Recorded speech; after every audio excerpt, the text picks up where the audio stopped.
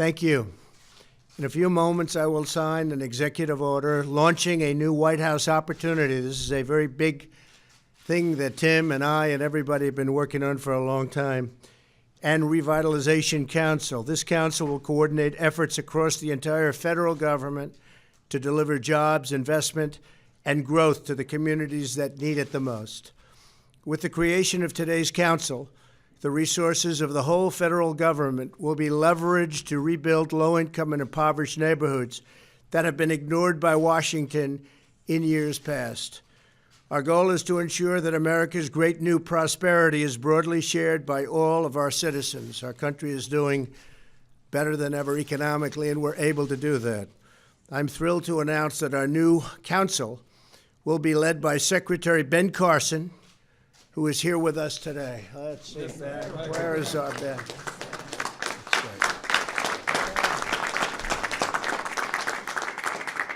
Also with us is Secretary Stephen Mnuchin and Secretary Wilbur Ross, who will both serve on the council and play a critical role in its work. The council will focus its efforts on opportunity zones, a crucial part of tax cuts that we passed last year. Under our new tax cuts, any distressed area that is designated as an opportunity zone will receive massive incentives for private sector investment, including zero capital gains tax on any investment held for at least 10 years. We're honored to be joined today by the person who led the fight to include opportunity zones in the Tax Cuts and Jobs Act, and that is Senator Tim Scott. Thank you. Thank you, Tim. We're also joined by Roger Campos of the Minority Business Roundtable, along with Jimmy Kemp. Thanks, fellas. Appreciate it. That's great. Pastor Darrell Scott, friend of mine for a long time. Where's Darrell? Right here. Darrell. Darrell. Bishop Harry Jackson. Harry, that's great. And local officials from Baltimore, Maryland, Norfolk, Virginia, and Allegheny County, Pennsylvania. For decades, job growth and investment have been concentrated in a few major metropolitan areas. This has created a geographic disparity, a very big one in many cases, where some cities have thrived while others have suffered chronic economic and social hardship. With opportunity zones, we're drawing investment into neglected and underserved communities of America so that all Americans, regardless of zip code, have access to the American dream. Governors know their local needs best. Following the enactment of our tax law, America's governors designated nearly 9,000 neighborhoods as opportunity zones, from communities in the rural West Virginia to suburban Arizona to inner city Chicago.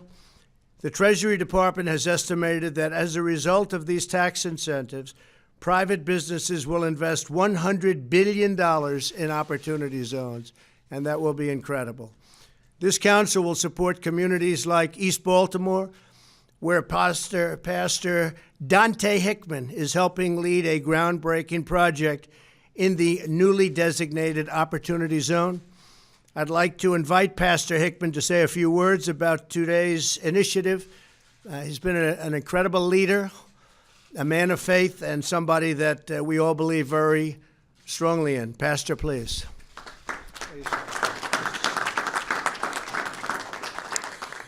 Thank you, Mr. President. I am here today thanking you in advance for funding and resources that you will direct to the urban and distressed communities like Baltimore.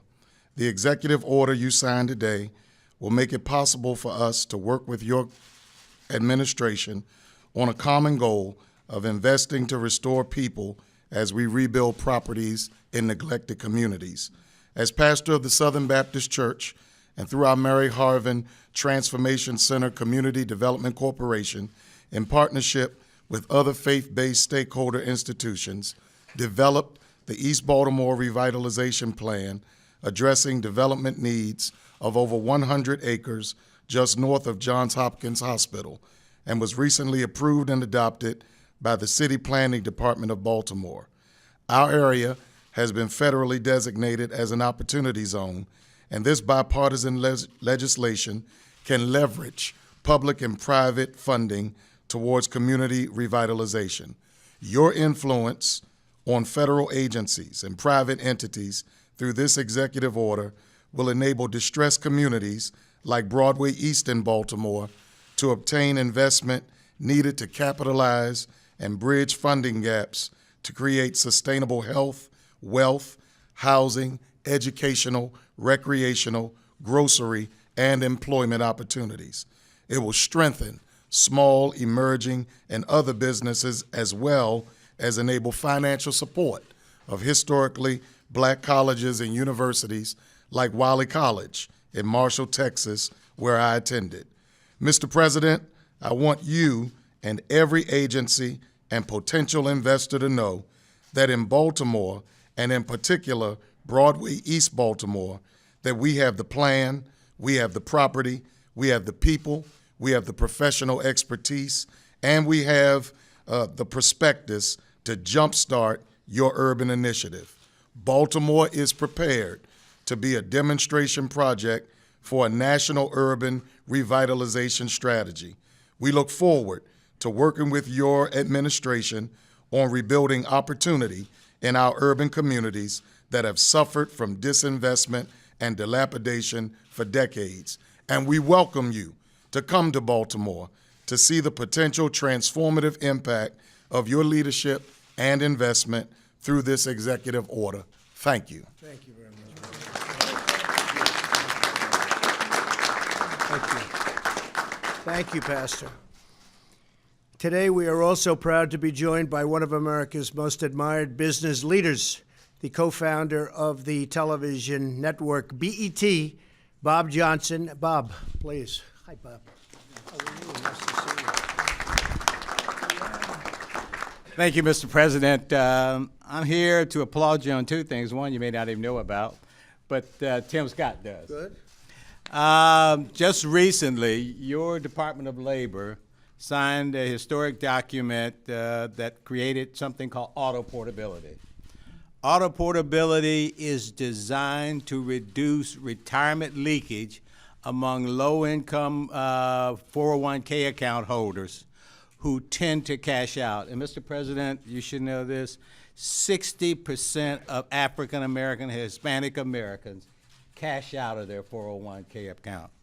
When this program, the policy that Secretary Costa initiated along with my company, is implemented along with the big financial record keepers, the Fidelities, the Vanguards, this program will put close to $800 billion back in the retirement pockets of minority Americans. So I just want to applaud you for that. Now, getting to the most important thing. Most of you probably know that I started BET on a $500,000 loan from a guy named John Malone. That $500,000 that John Malone put into BET allowed me, along with a lot of other minority employees and others, to build a $4 billion business. What this proves is the efficacy, Mr. President, of a program that allows capital to flow to places where people are seeking an opportunity. And I am convinced that this program, where the tax incentives flowing out of the Treasury Department to business people, will cause people to invest money where before they saw risk, now they will see opportunity. And that combination of putting money into communities will allow for those communities to become vibrant, to become safe, to create ownership, and most important, to contribute to the well-being of this country. I'm a fundamental believer that there are business solutions to social problems.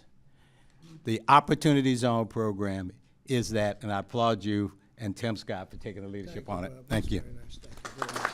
Appreciate it. Thank you. Thank you very much, Bob. Under my administration, we are fighting every day for all Americans.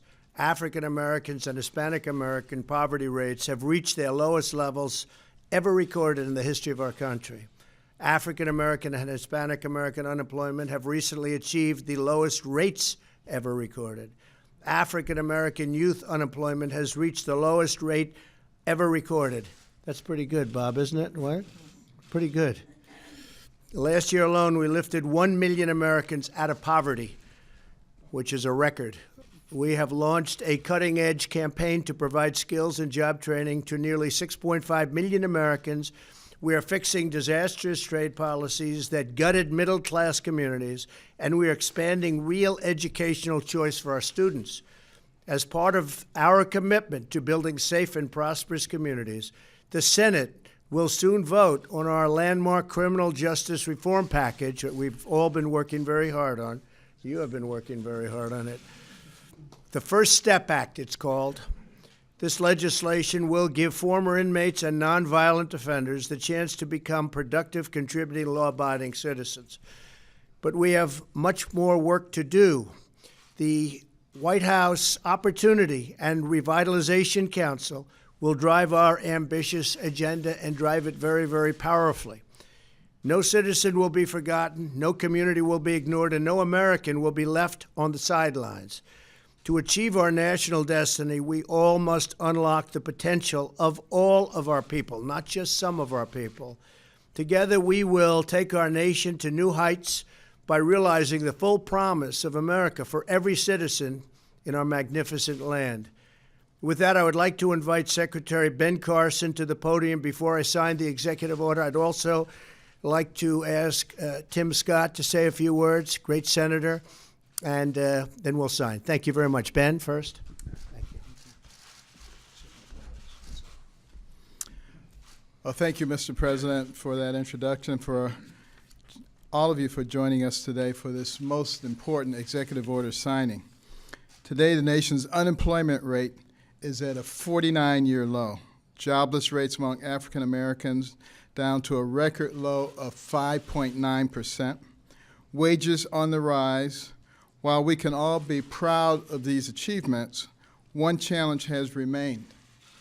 There are still communities in our country that have seen little or no new investment in generations. During his inaugural address, President Trump declared that the forgotten men and women of our country will be forgotten no longer. It is critical that every American shares in the gains of the past 2 years. Today, the President is establishing the White House Opportunity and Revitalization Council through an executive order. I'm pleased to chair this council, consisting of members across 13 agencies, whose mission is to jumpstart the development in urban and rural communities through the creation of opportunity zones. Located in economically distressed communities across this country, opportunity zones are home to approximately 35 million Americans. The Department of Treasury estimates that the Opportunity Zone legislation could attract over $100 billion in private investment, which will go a long way to spur on jobs and economic development. This kind of medicine is precisely what a doctor would prescribe to heal communities where nearly 1 in 3 people live in poverty and unemployment is nearly twice the national average. Too often, new investments into distressed communities are here today and gone tomorrow. By offering incentives that encourage investors to think in terms of decades instead of days, opportunity zones ensure that development is here today and here to stay. This long-term approach means that new growth becomes consistent growth and new jobs become steady jobs. The result is an innovative market and place-based approach that creates a win-win for investors and distressed communities alike. The Council will help improve the efficacy of this process and is ready to consider more than 150 actions to better target, streamline, and coordinate federal programs and opportunity zones. These are still the early days in terms of the work of the Council and opportunity zones, but the groundwork has been laid. The seeds the President has planted are growing, and the promise they hold to improve places long forgotten in the lives of those who call these places home. And with that, I invite Senator Scott, who was instrumental in creating the zones, after which time the President will perform the deed.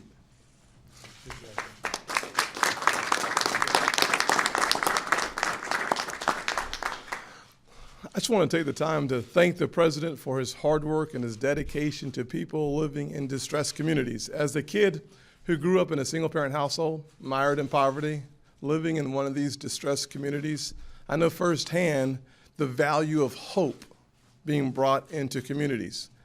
Under this administration, Mr. President, under your leadership, what we've seen happen in the last several months is unprecedented.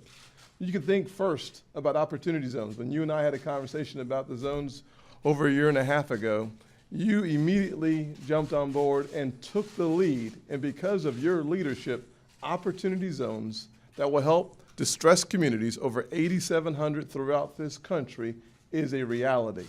The average poverty rate in those zones are 31%.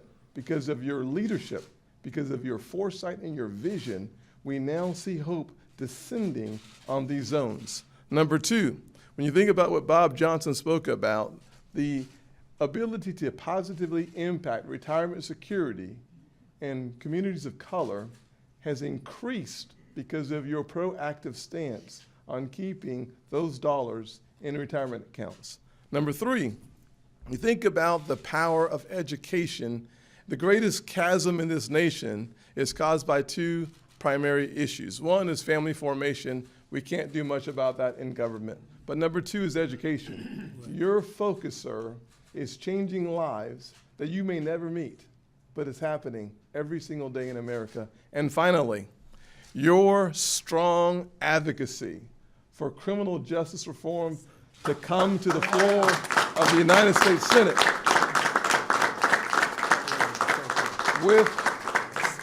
without any question, without your leadership, our Senate would not have made the decision to take it up in 2018. So when it passes, the credit starts at the White House and starts with President Donald Trump. Thank you. Thank you.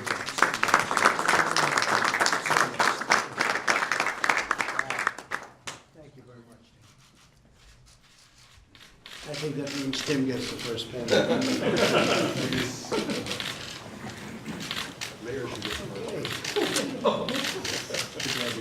Hey, good to be here. This is a good one.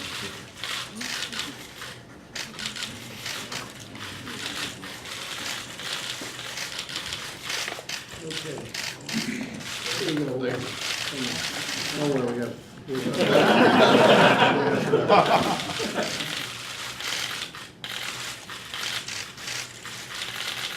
This is a great day.